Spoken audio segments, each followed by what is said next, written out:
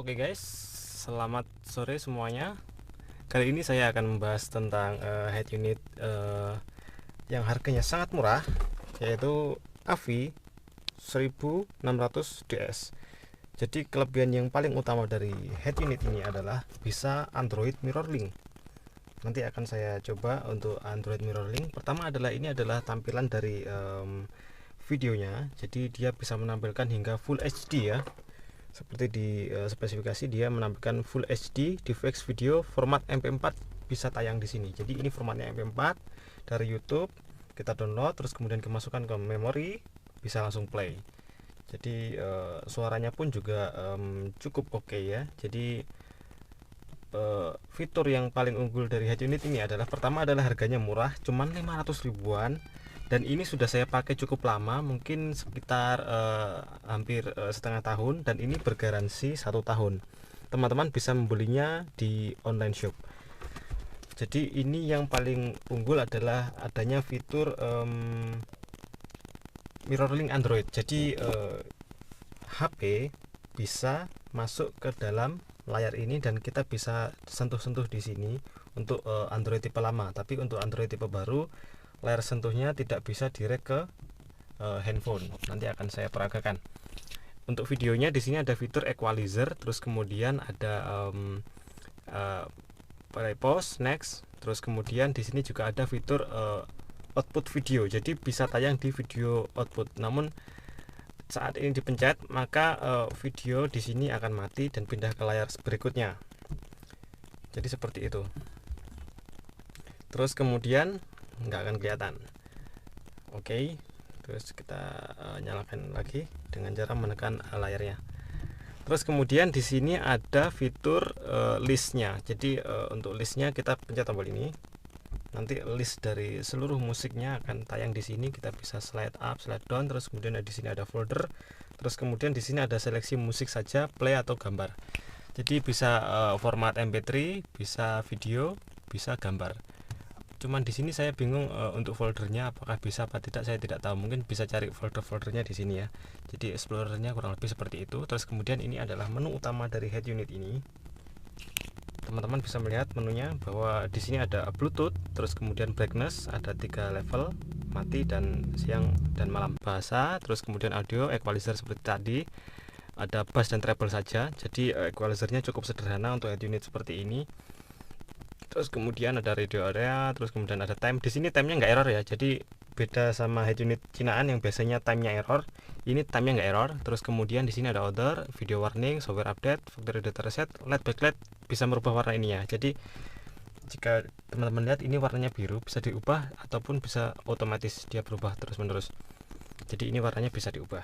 Terus kemudian di sini ada tombol volume yang bisa diputar-putar dan ditekan bisa mute. Jadi volumenya dia tetap tombol fisik ya. Jadi ini sangat memudahkan saat dioperasikan di jalan karena tidak perlu pencet volume secara terus-menerus. Terus kemudian ada format ini aja udah kayak gini. Terus kemudian di sini ada remote steering. Jadi teman-teman bisa kalibrasi steering dari sini.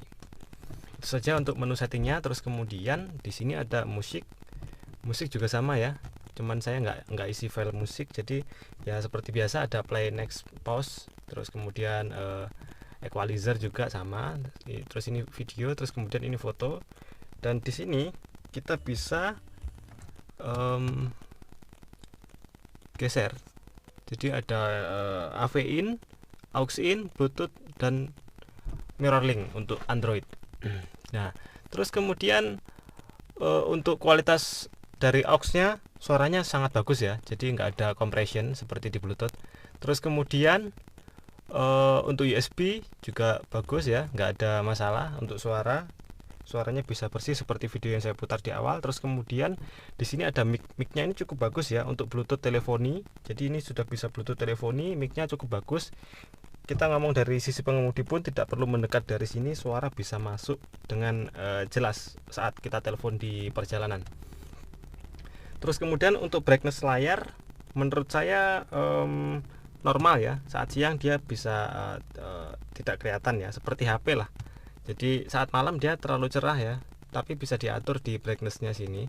Tapi brightnessnya cuma 2 step seperti ini, siang malam. Dan kalau malam masih menurut saya terlalu silau ya, meskipun sudah meredup. Terus kemudian untuk Bluetoothnya kita coba koneksi ke Bluetooth ya. Bentar, saya koneksikan ke Bluetooth. Untuk audio Bluetoothnya cukup oke. Kita akan coba koneksikan ke Bluetooth. Oke, sudah masuk Redmi ya. Jadi sangat cepat ya koneksinya ya, sangat cepat. Terus kemudian kita coba play audionya. Kita coba play sebentar. Saya cari audio seperti ini. Ini adalah kualitas dari audionya dari Bluetoothnya. Teman-teman bisa mendengarkan.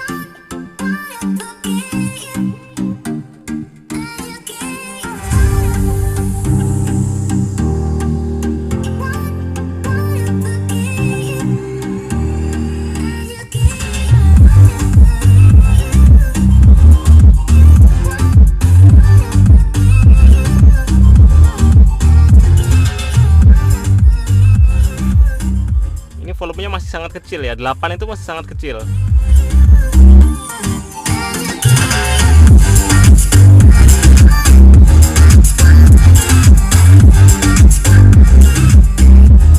Kalau volume sudah 15 ke atas itu sudah tidak terdengar apa-apa dari lingkungan dan kita sudah tidak bisa ngomong satu sama lain. Jadi suaranya cukup kencang ya untuk audio murahan seperti ini.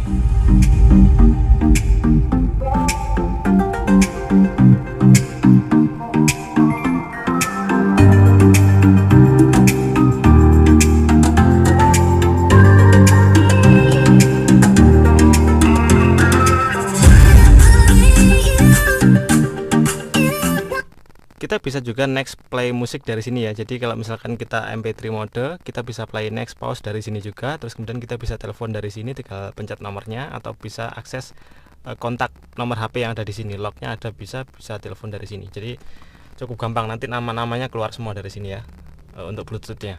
Terus kita terakhir akan mencoba mirror link. Jadi HP bisa terhubung ke head unit yang sangat murah dan canggih ini. Oke, sebentar.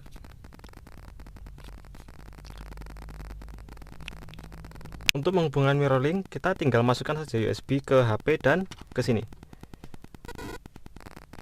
Maka muncul seperti ini. Terus kemudian kita tekan OK di HP. Maka tampilan di HP akan tayang secara total seperti ini. Kemudian kita bisa mengakses menu-menu yang ada di HP dan akan tayang di sini. Untuk frame rate-nya turun jadi sekitar mungkin 10 fps ya.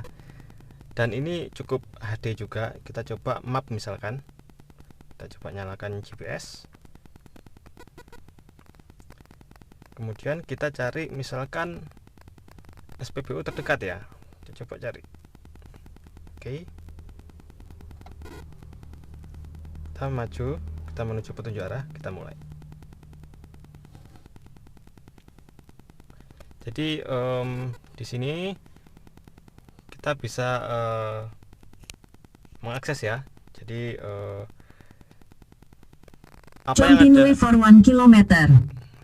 Jadi ya, jadi ada suaranya ya. Jadi suaranya bisa masuk ke sini. Terus kemudian di sini juga terlihat charging. Jadi ini ngecas HP juga. Jadi HP-nya tidak habis ya baterainya karena dia juga ikut ngecas. Jadi itulah fitur dari Android Mirroring. Kita juga play YouTube juga bisa dari sini ya. Misalkan kita buka YouTube dengan mudah di sini, tinggal play seperti ini contohnya. Halo semuanya, selamat datang di channel Auto Driver. Inilah the all new BMW X4. Jadi seperti itu ya. Jadi bisa menayangkan semua apa yang ada di HP, termasuk juga mungkin beberapa game atau sistem OBD yang terhubung ke Bluetooth. Diagnostik mobil bisa tayang di sini juga. Kurang lebih seperti itu Android Mirroring itu ya. Jadi bisa menayangkan semua informasi yang ada di HP di layar pindah ke sini. Namun syaratnya adalah HP harus layarnya tetap menyala, karena kalau layarnya mati dia akan ikut mati karena dia kayak screenshot yang dikirim ke sini seperti itu. Terus kelemahan lain adalah HP-nya panas. Jadi karena tergantung spesifik HP-nya. Kurang lebih seperti itu. Kita tinggal cabut dan dia akan kembali ke menu utama. Terus kemudian untuk masalah kekurangan head unit ini, kekurangannya adalah dia tidak ada CD-nya, jadi hanya USB, aux dan memori. Tapi ya sekarang sudah tidak musim lagi pakai DVD. Terus kemudian apa ya kekurangannya ya? Kekurangannya adalah equalizernya kalau menurut saya. Equalizernya itu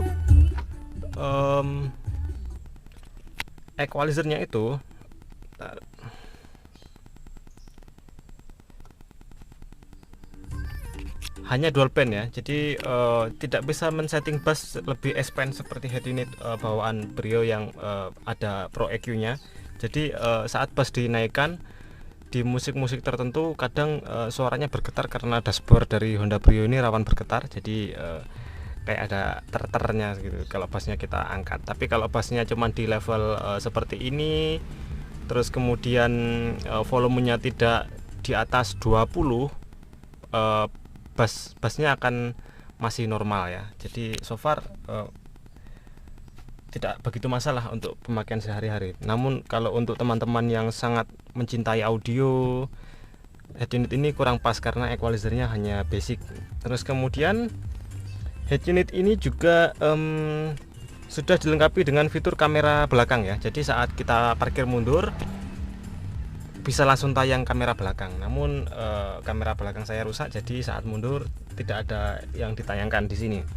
Terus kelemahan lainnya adalah tidak ada TV tuner.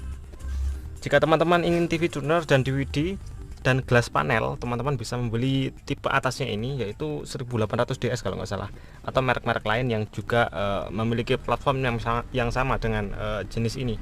Sudah Android Mirroring juga.